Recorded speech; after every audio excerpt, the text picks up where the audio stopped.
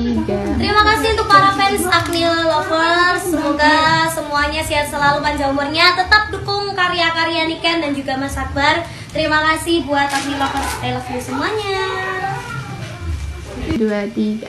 Terima kasih buat Tante Jessie, Tante Risma dan juga Tante Iva. Semoga semuanya sehat selalu, panjang umurnya. I love you buat tante-tanteku semua. Terima kasih. 3. Terima kasih untuk Tante Jessie dan juga Tante Risma. Semoga cepat ketemu aku, semoga pulang. Terus semoga sehat selalu. Terus tambah sayang Mbak Niken, support terus. Terima kasih.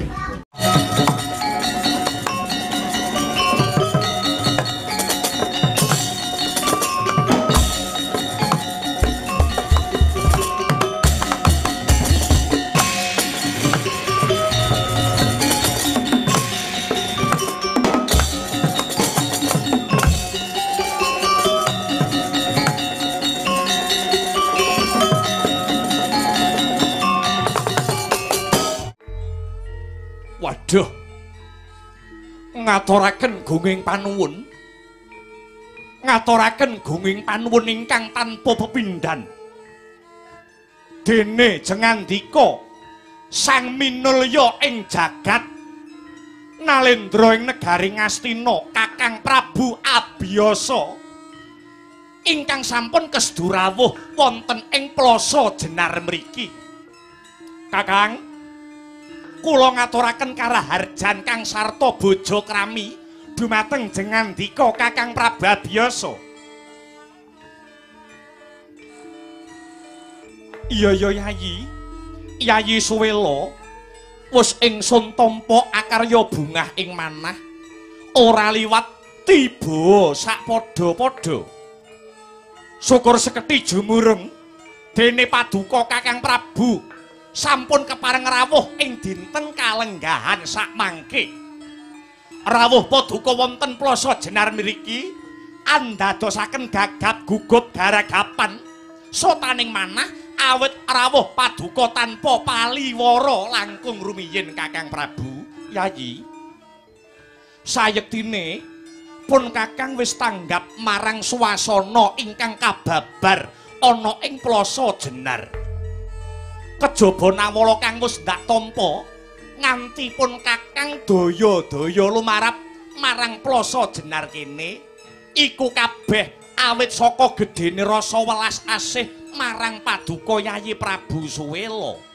Inggih Kakang, lajeng menapa ingkang badhe kula aturaken malih?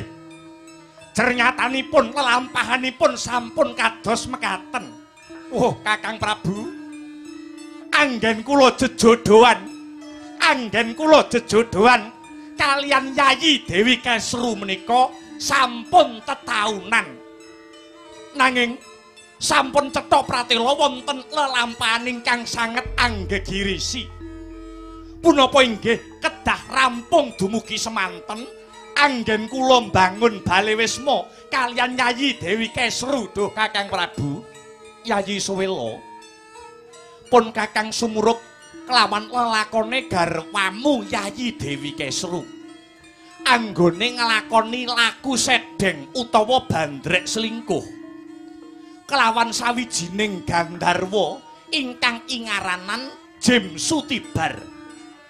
Sayektine kabar iki ora pantes lamun rinungu ing akeh, nanging pun Kakang uga ora maido sepira ta gempaling atimu bareng mulat lelakone bojomu Yayi Dewi Kesru kang wis wanuh-wani menggok ing dalan. Mung bae Yayi, yen to Yayi lagi nandhang pacoban, aja sira Yayi Suwela rumangsa sengsara dhewe. Lamun lagi tumipa ing cures, aja nganti sira Yayi rumangsa pepes, jalaran rumangsa tinitah dadi wong kang paling apes. Mula Yayi mepes lan mupus luweh-luweh nganti wani maido marang kodrating Gusti ora bakal ngrampungake perkara. Prayoga Yayi Suwela waniya prihatin nyangga anane sesanggan srana manteping tindak marang kapercayan adiling kodrat sinar tanpa nembah ingkang ngawujud reka daya lan pakarti ing pamrih bisa udar saka reruwet padhang saka pepeteng Yayi Prabu Swela.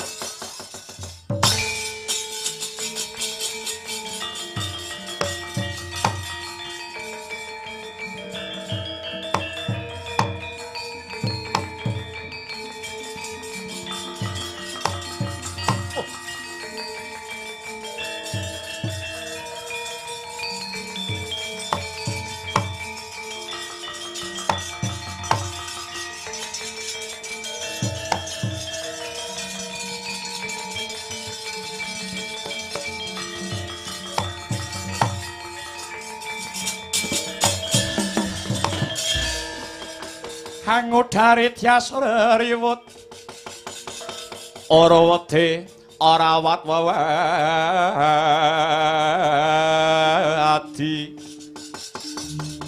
wedi lamun kauningan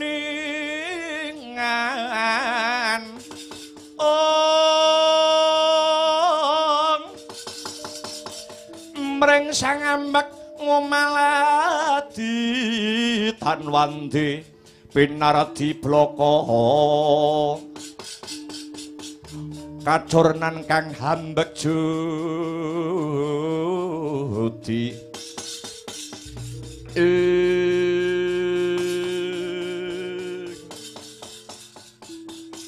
duh Kakang Prabu sinten malih ingkang saged paring senjata pitulungan kejawi namung paduka Kakang Prabu Abiyasa. Kula pitados sakwetahipun dumateng jengandika Kakang Prabu.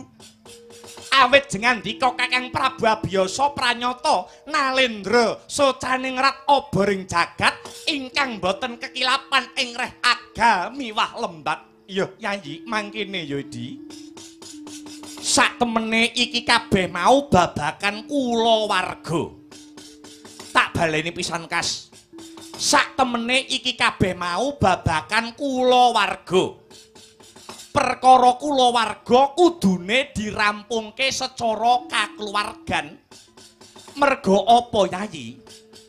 Merga ana pirang-pirang penyebab.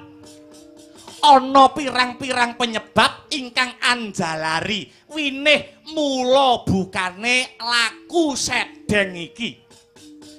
Kejaba lupute bojomu Yayi Dewi Kesru nanging Yayi Swela mbok menawa uga kesandangan salah.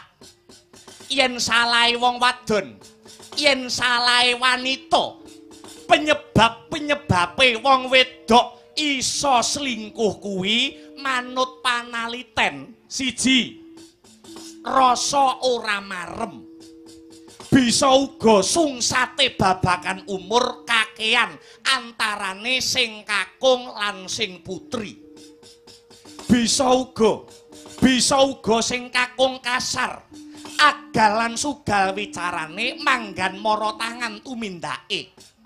Bisa uga sing kakung ora santosa awake.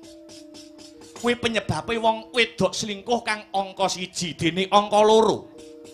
Wong wadon bisa selingkuh mau mbok menawa bisa uga saka rasa wadeh utawa jeleh merga bisa uga wis suwe anggone omah-omah. Kuwi penyebab angka 2. Penyebab angka 3 bisa uga saka rasa sepi kerep ditinggal sing lanang nganti suwe.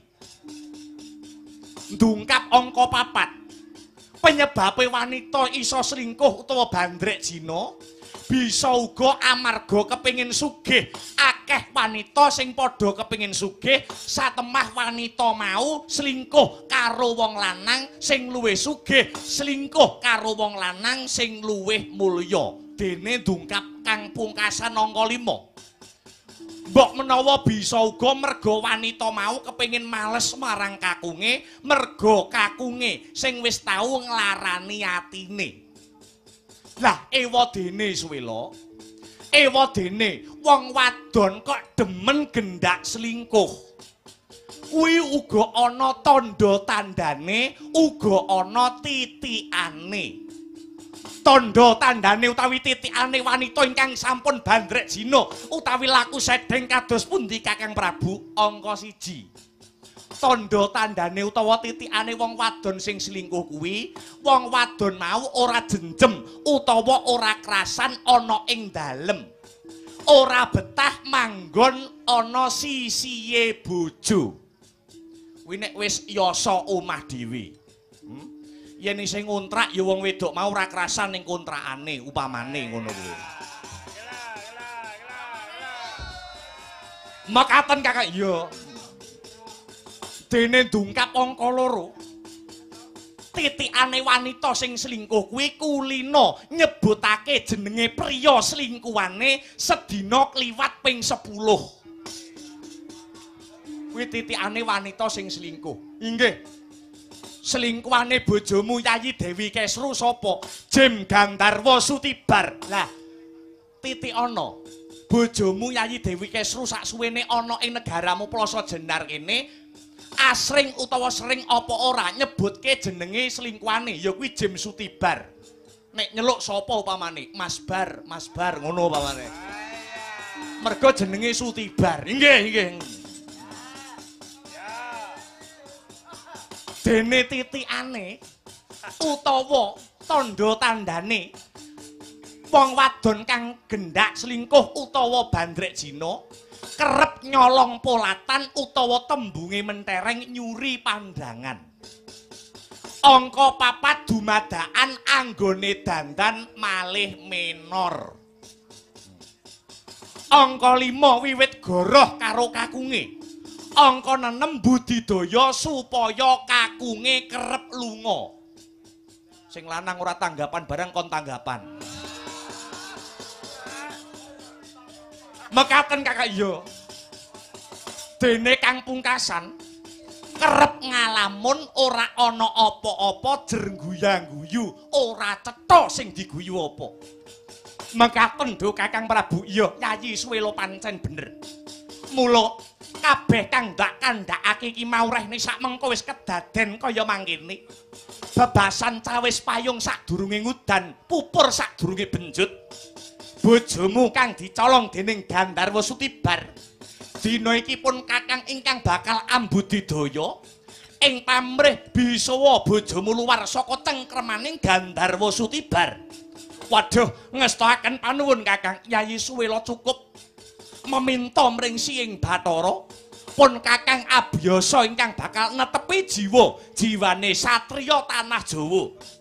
Lumarap mring Madyantara mrepeki sang angkara murka kang den sarirani dening Gandharwa ingkang aran Jem Sutibar. Sembah kula ingkang gumiring jengkar paduka Kakang Prabu abiyasa.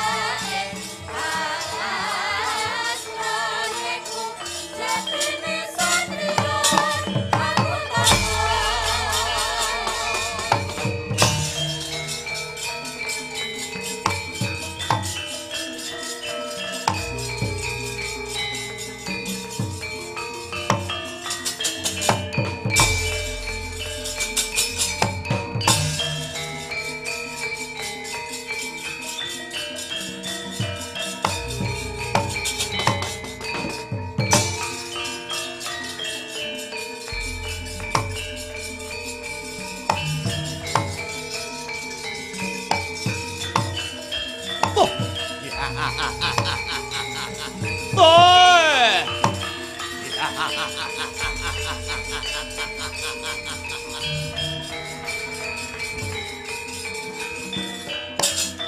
Oi. Oi. Yay. Yay. Seru.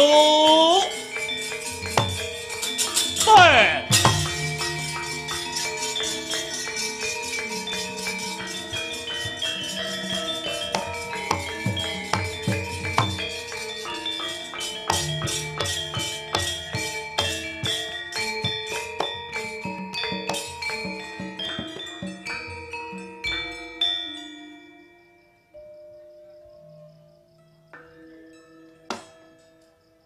Yayi Kesru pujane ingsun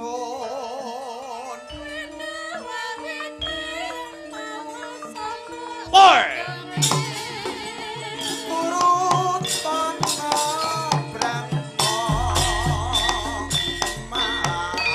Oh.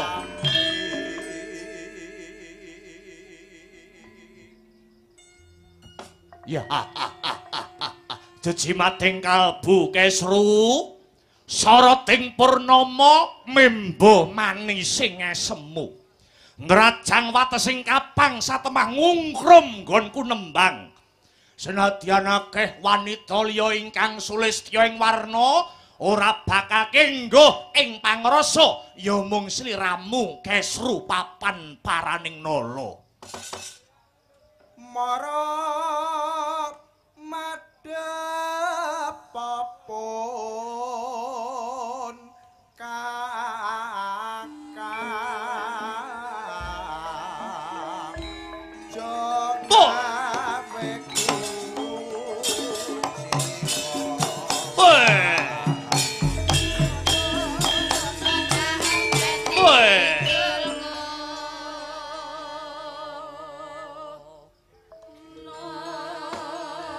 memani ing ati Kesru timbang-timbang ing 1000 gunung kurang sithik yen ora sliramu aku emoh nganti tak rewangi sliramu tak colong saka negaramu Plasa Jenar awit aku gandrung kepaung edan kepayang marang sliramu Kesru bisa nyolong kowe tanpa bojomu ngerti kuwi perjuangan sing angel Kesru. Aku iso nyulik kowe bojomu ora ngerti kuwi butuh effort sing gedhe ngono. Ngaten Kakang Mas. Iya, mergo kowe wis kadung kumpul karo bojomu, piyuh kowe iki yen dihubungi angel. Kowe iki nek pengin ketemu aku nalikane kowe isih kumpul karo bojomu, ngono kuwi alasana karo bojomu yen kowe duwe acara ning jaba. Engko kowe metu tekan omah, kendaraanmu parkiran rumah sakit engko tak babak ngono. Yo. sarta ndwekang nandang tresna kuning sun kang disarasmi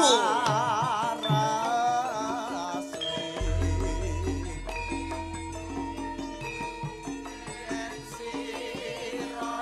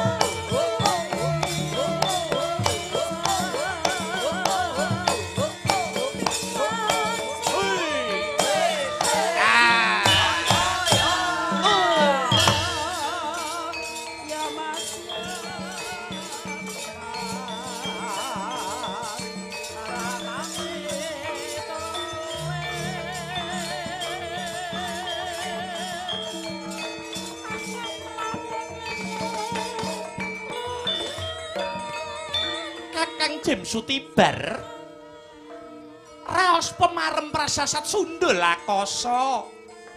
Inggih awet dinten punika kula sampun ngandhut Kesru sampun ngandhut wiji tandha katresnan saking paduka Kakang Sutibar. Nadyanto aku bangsaning Gandharwa nanging aku bisa weweh rasa pemarem marang kowe.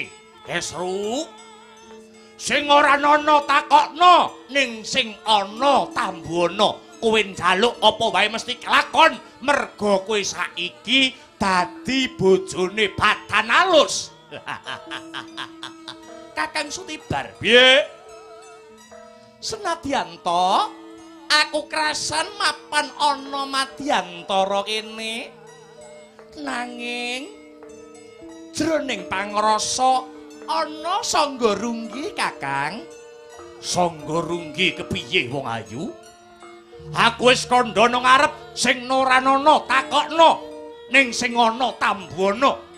Yen perlu muduna renggan kadewatan kayu klepu Dewa Ndaru gedhang mas lombok mas isi mutiara mesti wae bakal kelakon mergo aku Badan Alus Kesru. Kakang wis 7 candra luwih aku lunga saka Plasa Jenar. Lamun to perkara iki agawe horeking negara kang sarta ndadekake gorehing penggalihe Kakang Prabu Suwela. Banjur kira-kira kaya ngapa lelakone iki mengko Kakang Sutibar? Bojomu ora bakal weruh. Aku iki wujuding Gandharwa, tegese aku iki ora iso kasat mata. Tak sawang bojomu, Suwela kaya mung menungsa lumrah. Sing kedunungan balung otot daging lan getih padha karo manungsa-manungsa liyane. Kang maknane bojomu ora bakal bisa ngambah papan kene. Tangeh bisane tekan madyantara kene. Lho, sapa kae? Oh.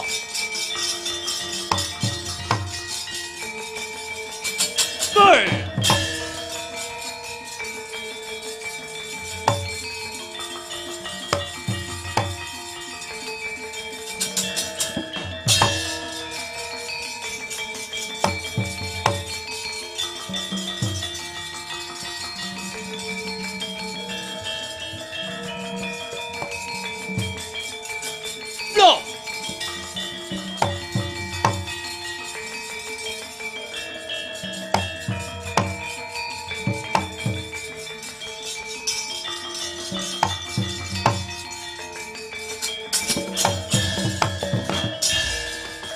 Sarate pandam sumuluh hamadangi jroning pasarean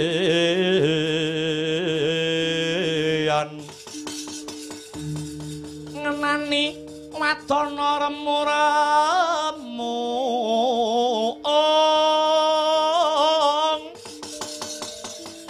kalingan ngangkrangan sang Dyah Manahengkung. Sang Dyah Manahengkung sumung kemengguling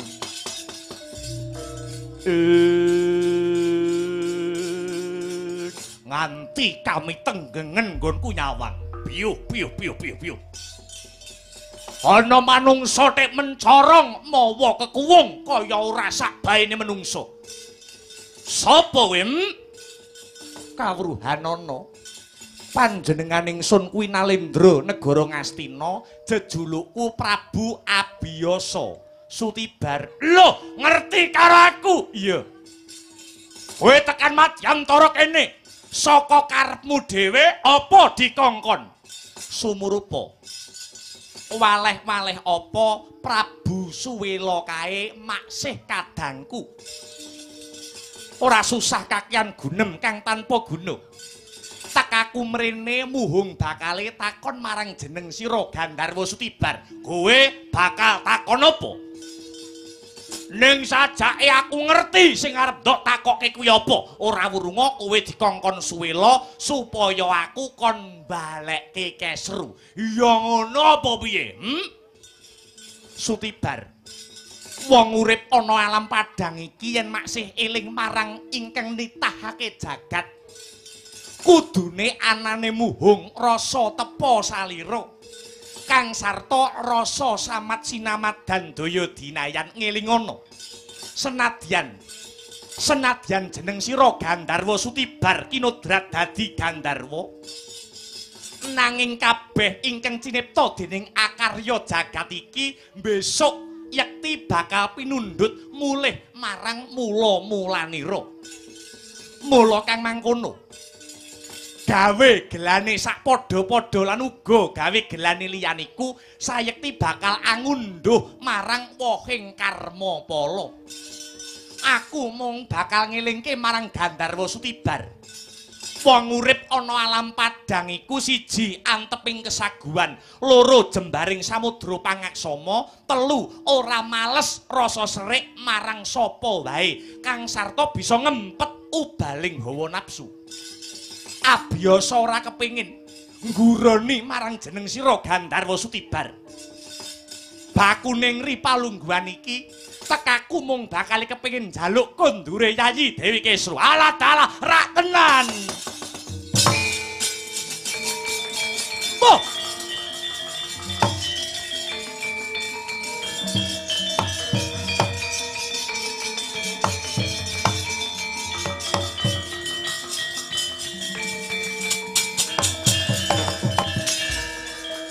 Yatlangening kalang yanak lara pandamun sareng dinon lerek konang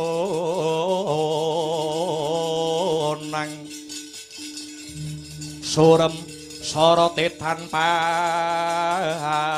hadang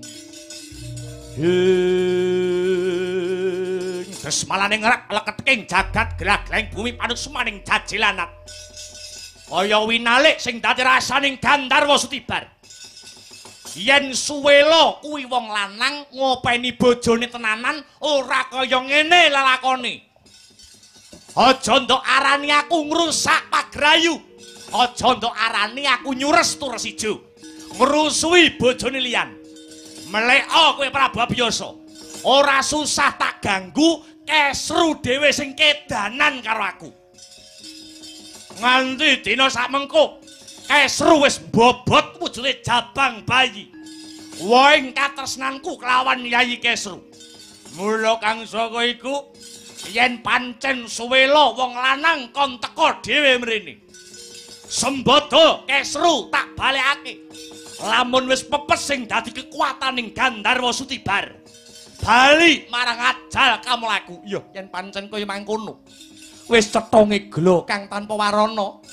Lamun kowe jarak perkara Sutibar. Kari pisan jiki tak tanting rasamu.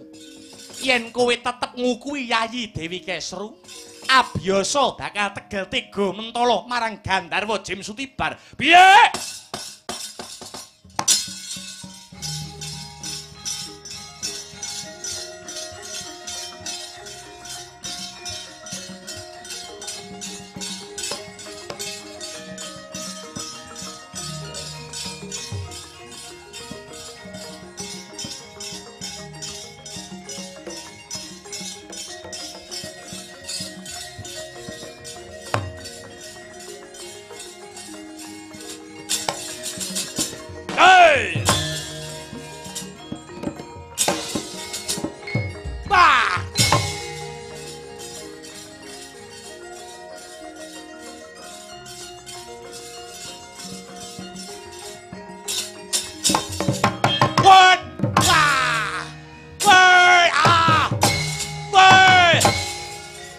Wingat le.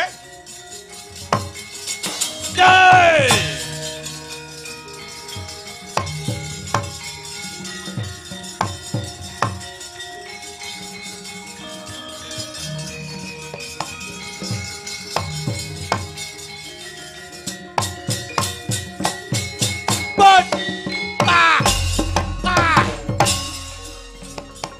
Lamun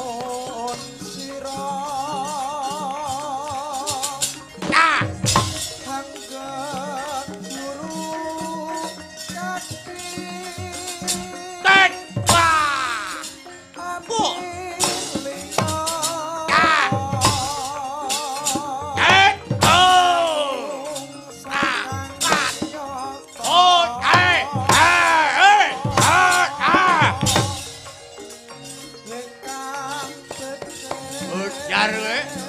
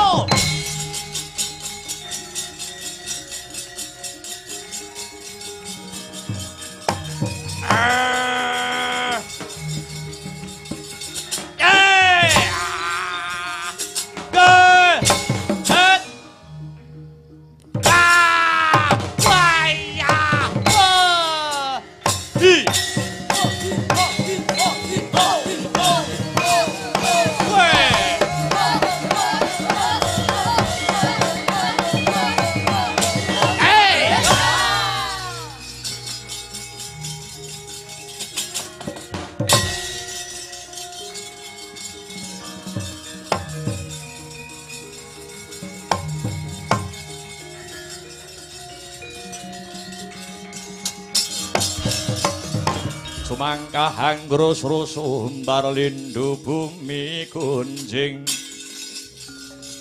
Gumaludo guntur ketuk Ayo Prababiyasa ngejak pirang dina tak ladeni kowe ora kena ginawe becik kowe Jim Sutibar mentang jemparing sak godhong pari ayo tibakno marang aku iki dudu jemparing lumrah yen jemparing iki ya jemparing pusakane Prabu Abiyasa iki ingkang bakal balekake menyang ajal kamulamu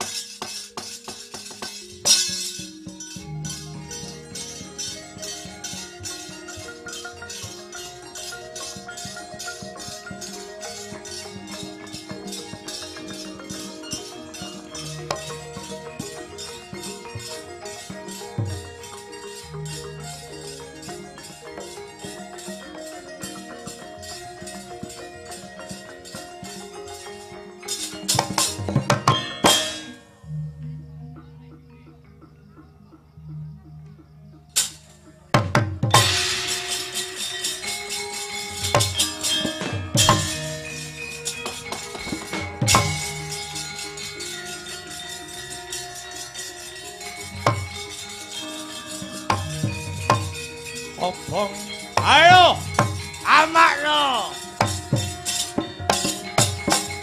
Kita.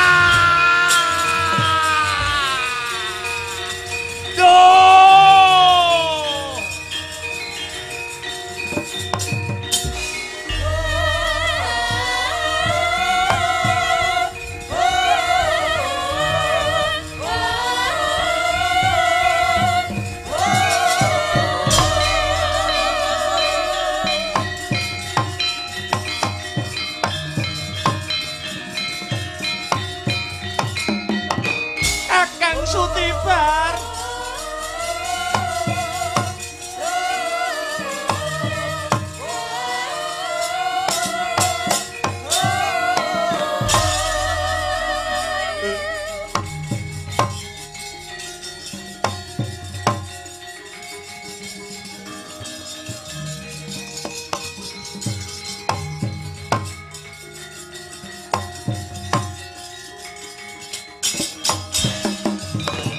Gelising kondo, gelising kondo ringkesing carita.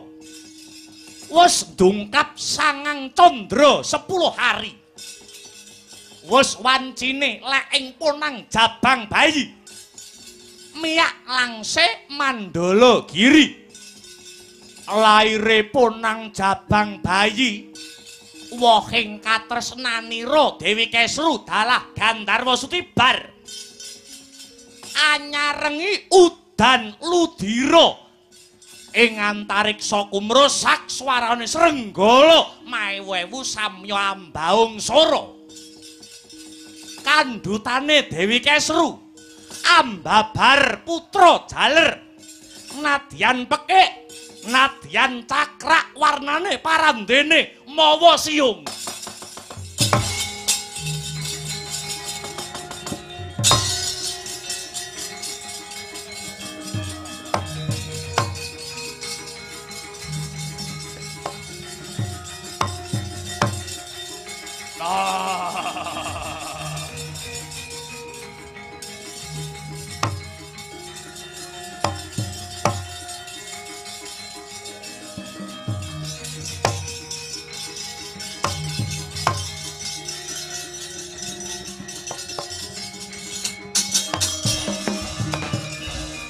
Manganjur laguning angin kukur agraning arga Guru Gurnita kagiri-giri Oh aja padha girang-girang gumuyu wong Plasa Jenar. Suwelo bayi sing bakal lair saka guwa garbane bojomu kuwi wijiku. Mula kowe suwela rungokno gobokmu. Ora ana jamake Gandharwa prapting pralaya. Aku bakal manitis. Jem Sutibar bakal nitis marang jejabang kang sayektine kuwi anakku dhewe. Ora trima rasaning atiku. Suwela Seksenana segara gunung isine rina lan wengi. Yen to anakmu besok bakal dewasa, anakmu ingkang mapan ana kandhutane Dewi Kesru bakal dadi mamalaning jagat sukertaning bawana. Ingkang tundhane bakal ngrangsang lan ngorak-arik marang katentremaning jagat.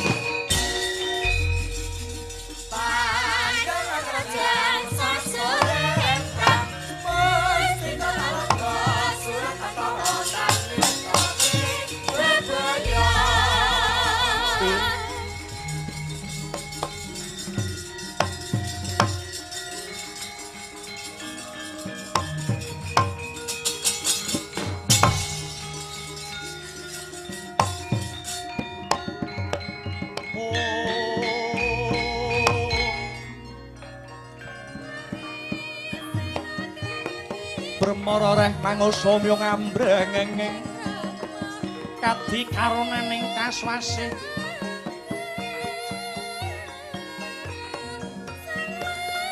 Oring marga hamba lagung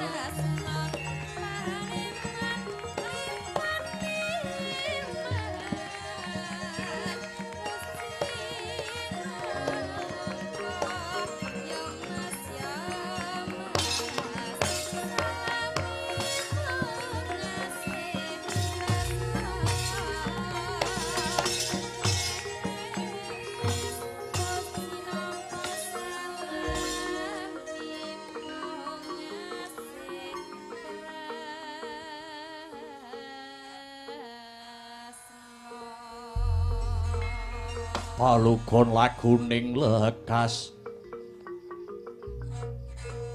lo kita linuding kidung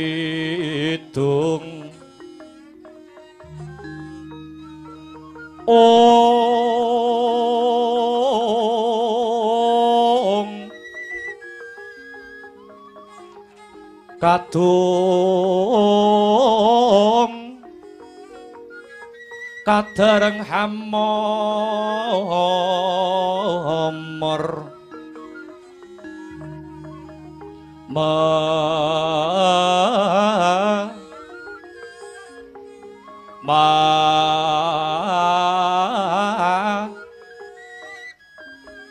ngun manah rahayu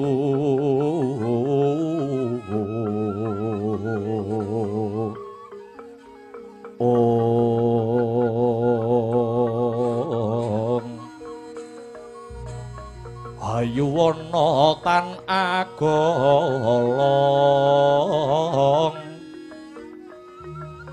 gumolong manadukara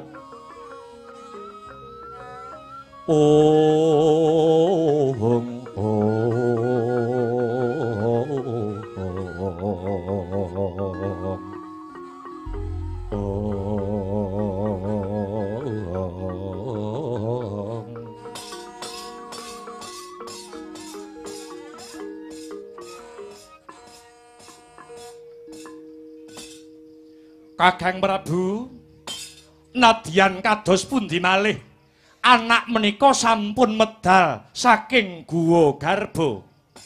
Mara gage, bocah iki tak pasrahne sakmutuwe marang Yayi Prabu Suwela. Anggonira bakal paring pusaka nama. Kakang Prabu, kula mboten badhe paring pusaka nama. Sedaya kula wangsulaken dhateng bojo kula. Kesru, jenengno anakmu kuwi. Nggih. Kula mboten badhe nyuwun dhateng sinten-sinten. Ternyatanipun punika anak kula piyambak. Mboten badhe kula seksekaken dhateng sinten-sinten. Nanging yoga kula menika badhe kula paringi tetenger Harya Suman. Premara reh mangasa mya ngambreng kadikaronaning kaswasih ring marga Hamalatgung ore sang kandha wastrat maca lengleng lalu manguladi Surya mangrangsang wayah Surya mangrangsang wayah Umya samara wayahanto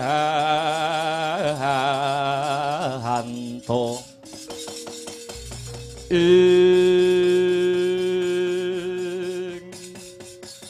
Harya Suman nuwun nggih kaya wis jumbuh kelawan kasunyatane Yayi Suwela wonten dawuh Kakang Prabu ndak sawang sajake jeneng sira kaya durung karenan ing penggalih nanging kabeh titah ing marcapada iku yektine muhung anetepi marang dharma.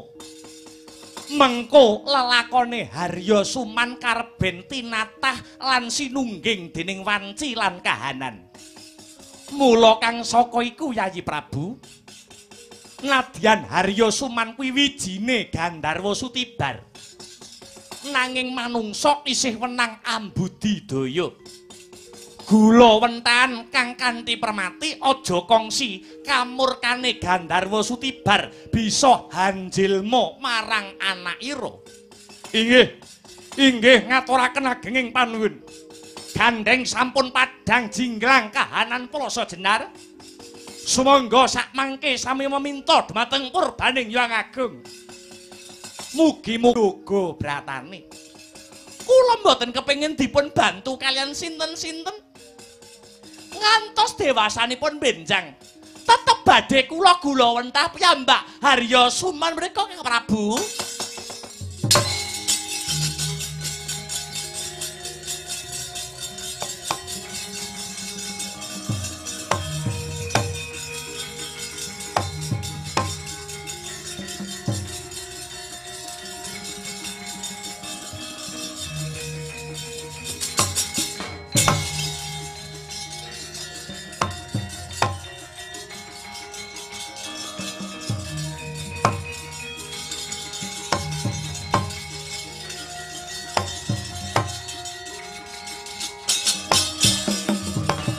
Lumereging mangsa kala gumantining dina candra miwah warsa Harya Suman wis katingal Jaka Kumala kala nadyan katon wegek nanging sejatine licik nadyan katon manis nanging seneng wicara lamis nadyan katon cakrak nanging wiwit seneng gawe rerusak mangkono Mbak Ayunira Harya Suman nggih Dewi Gendari dadya putri boyongan ginarwa dening Atmajanira Prabu Abiyasa ingkang pembarep akekasih Adipati Destarata ingkang nandhang Calahina ora weruh padhange jagat pramila Harya Suman nderek ingkang raka Dewi Gendari mapan suwita mapan wonten ing negari Ngastina negari Ngastina sakmengko ingkang jumeneng Nalendra tan asanes putranira Prabu Abiyasa ingkang angka kalih ajejuluk Prabu Pandhu Dewayana Prabu Pandhu nggih nyadya Nalendra kuncara ingkang dados asmane bebasan ngebeki bawana parandene ing sisih kiwane Prabu Pandhu ana manungsa ingkang watake nista budine candala prisang Harya Suman ingkang rinten dalu tansah adamel karti sampeka murih kurup ingkang dadi uripe gantiya ingkang jinarita Narakaya ingkang mapan ana ing negara Pringgandani solahe para buta solahe para yaksa negara Pringgandani yen Cinandra Hamli wis nyampar banyu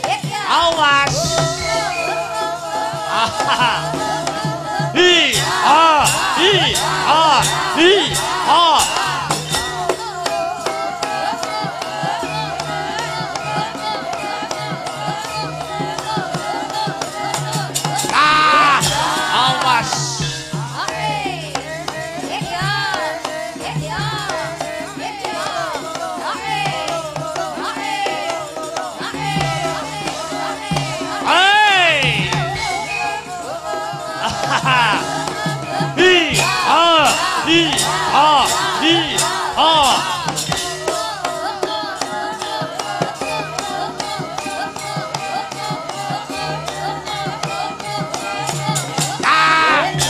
Awas. Weh, awas.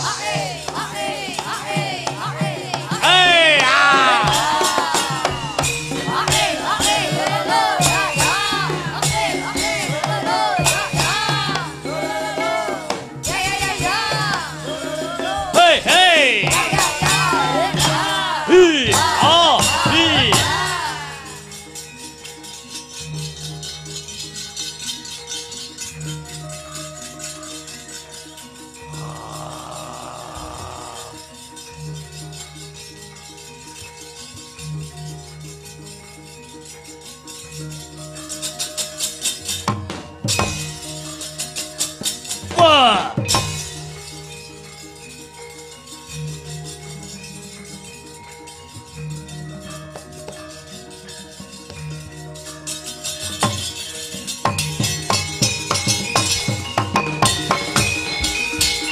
Rumah Mahyut Sang Hyang Sendra Pura Rupa Mangsa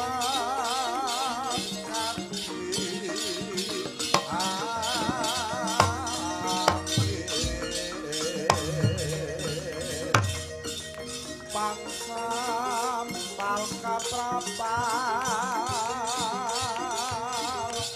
Selo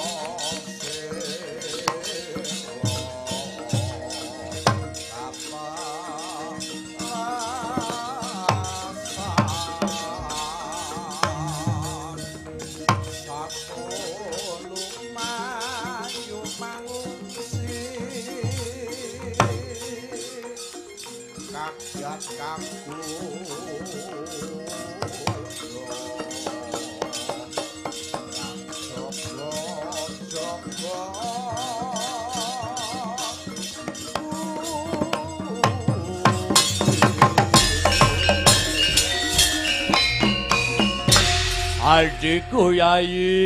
Adikku Yayi Brajadenta. Kula wonten dawuh Kakang Harimbami Jingkang Rayi kula pun Brajadenta. Wis cetha dawuh pangandikane Kanjeng Rama Pringgondani. Ya Rama Prabu Trembuku. Nggone tansah ngaji-aji kalawan gurune ya kuwi Ratu Ngastina Prabu Pandhu Dewayana. Ngelingi lamun ta Rama Prabu Trembuku muna mujudake siswa kinasihe Prabu Pandhu. Mula ora aneh ora mokal lamun titi mangsa mung tansah asok bulu bekti. Glondong pengareng-areng ana ngarsane Sinuwuning Ngastina minangka tandha bektine. Mula wis sawetara wanci Rama Prabu Trembuku ora bisa sowan ana pasewakan Ngastina. Dina iki Rama Prabu Trembuku bakal ngrawuhake Sinuwun Pandhu kanthi ngenekake adicara robyan-robyan. Nuwun inggih Kakang Harimbo. Mula ya Di. Hari palungguhan iki aku kelawan Siadi pinarentah ngaturake nawala kekancingan marang ngarsaning Prabu Pandhu Dewayana. Ingkang surasane tulis ora ana liya kejaba mung ngluhurake asmane Prabu Pandhu. Sinuwun Prabu Pandhu supaya katuran rawuh ana negara Pringgondani. Rehne wis adoh lakuku lan lakune Siadi saka Pringgondani, mongko wanti-wanti welinge Kanjeng Rama supaya layang iki mengko ditampa kalawan Sinuwun Prabu Pandhu dhewe. Di gandeng anggone leren wis sawetara Ayo nerusake laku enggal bisa munggah ana Stinggil Negara Ngastina. Menawi nggih mangestaken dawuh Kakang.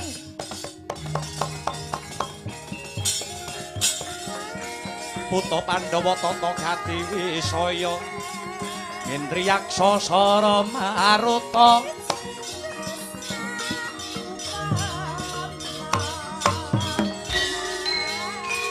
Pawana bana margana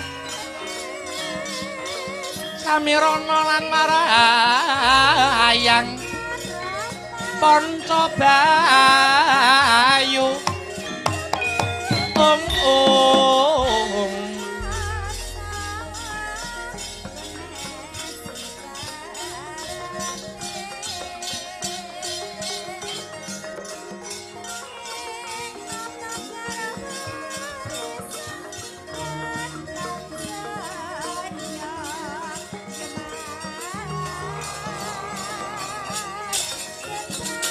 Wah! Wah! Wah! Wah! Ah! Ah! Hey! Ai!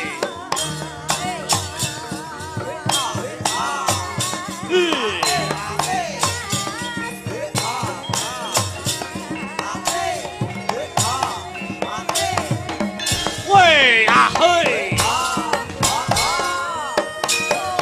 Ah!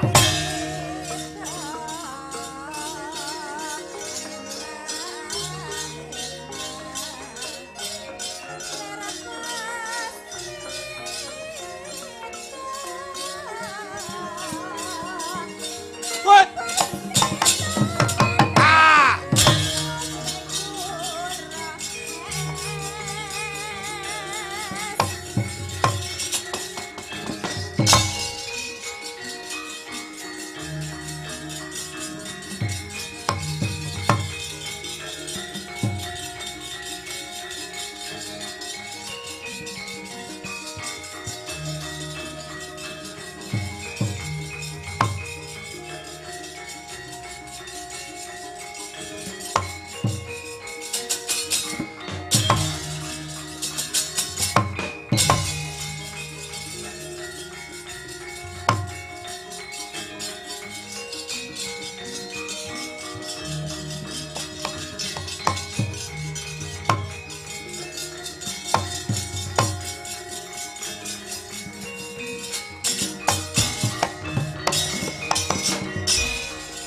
Leng-lenging driya mangu-mangu mangun kung kanduhan rimang lirlena tanpa kanin ing lirlena tanpa kanin ong yen tantu lusa yen tantulusa mengko sang dyah utama ing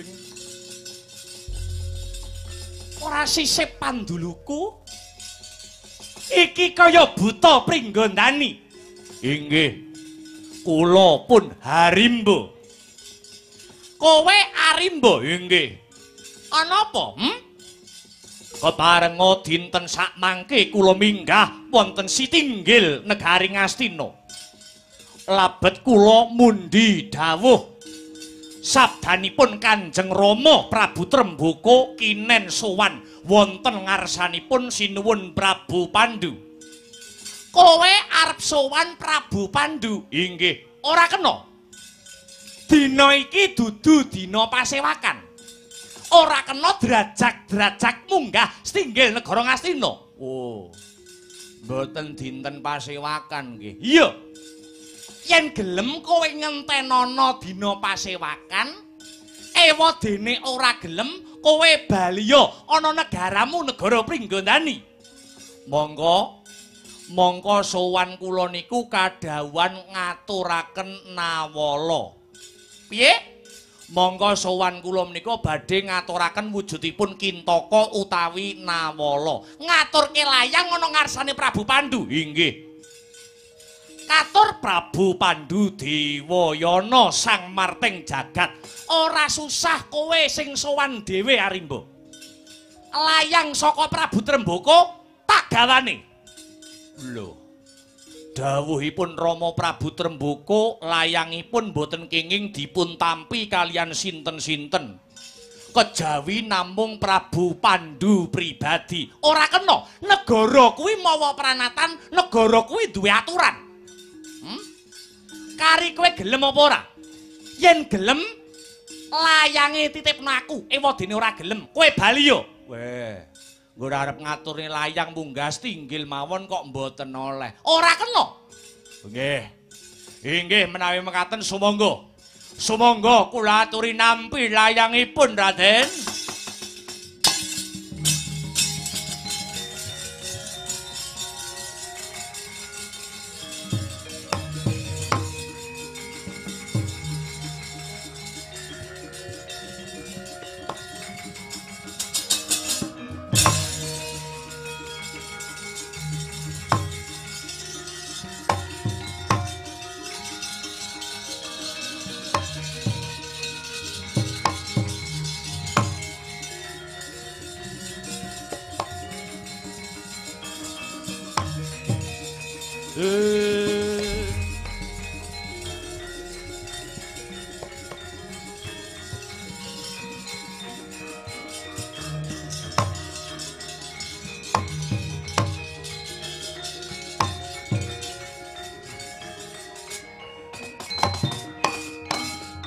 Arimba, kula wonten dawuh Raden.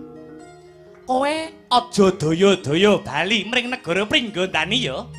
Lah lajeng keparingipun Raden, kowe jejaga ana repat kepanasan. Tapel wates negara Ngastina lan negara Pringgondani. Eling-eling Prabu Pandhu kuwi gurune Ratu Pringgondani. Ora suwe maneh sinuwun Prabu Pandhu bakal tumedhak mring negara Pringgondani. Oh nggih. Mapan dawuhipun Kanjeng Rama, kula kedah ngombyongi jengkaripun sinuwun Prabu Pandhu. Iya. Nyuwun pamit Raden, duga ginawa. Ati-ati aja nganti keri Arimba.